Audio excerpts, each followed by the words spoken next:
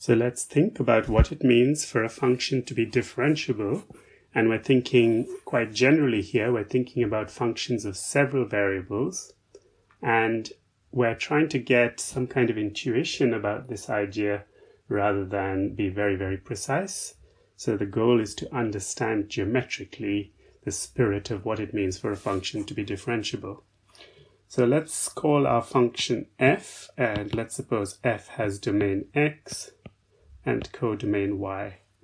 And to make things simple, we'll assume that x and y are both subsets of Euclidean space, not necessarily of the same dimension, and moreover, that x and y are both open. So let's draw x and y, and let's choose a point in x. Let's call this point little a, and this point a is mapped under the function f to a point b in y. So b is f of a. So now let's consider a vector, let's call it delta, anchored at a. Now strictly speaking, what delta is meant to represent is a tangent vector to x at the point a. But in this case, since x itself is a subset of Euclidean space, we can just think of delta as a vector anchored at a, and it gives us a new vector in x, a plus delta. And here we're making the assumption that delta is small enough to ensure that a plus delta lies within x.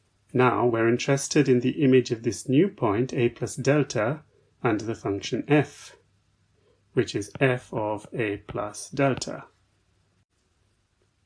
Now the question we're asking is, what does it mean for the function f to be differentiable at the point a?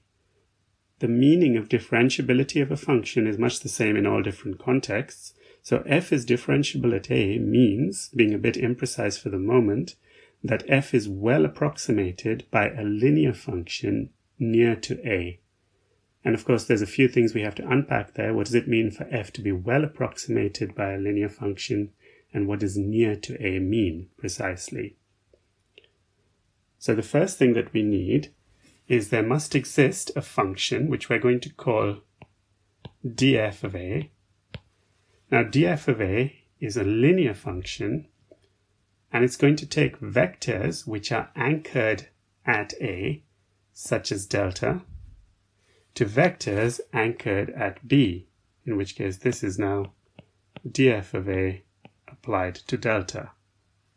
Now if f was perfectly approximated by df of a, by this linear function near to a, then we would have that f of a plus delta is exactly equal to f of a plus this additional term df of a applied to delta.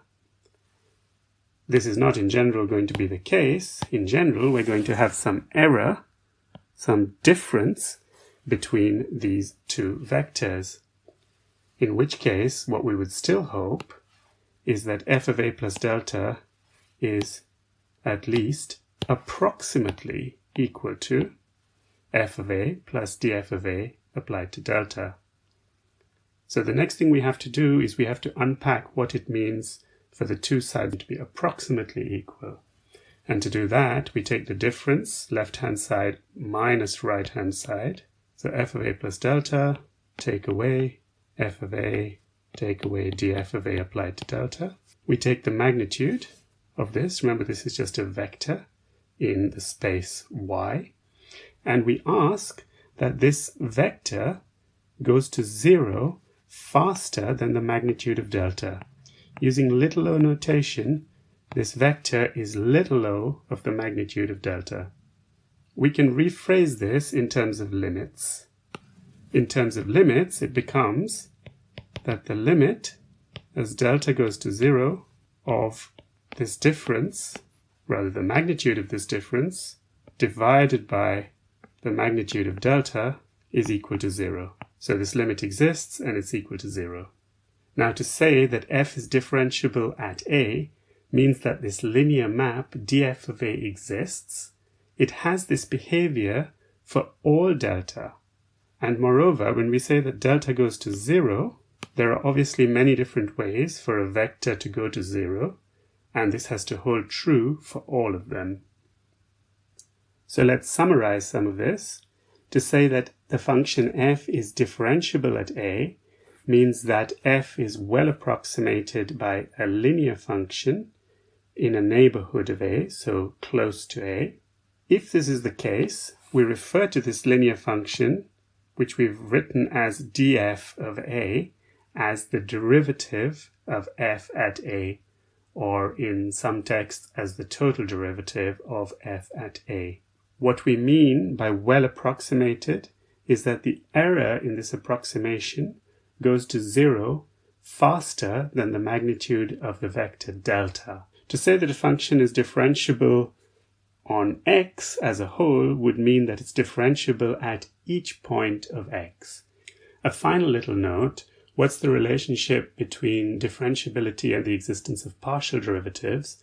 Well, if a function is differentiable at a point, then certainly the partial derivatives of that function with respect to the different variables all exist at that point.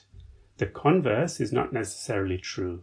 One can find counterexamples where all the partial derivatives exist, but nevertheless the function fails to be differentiable.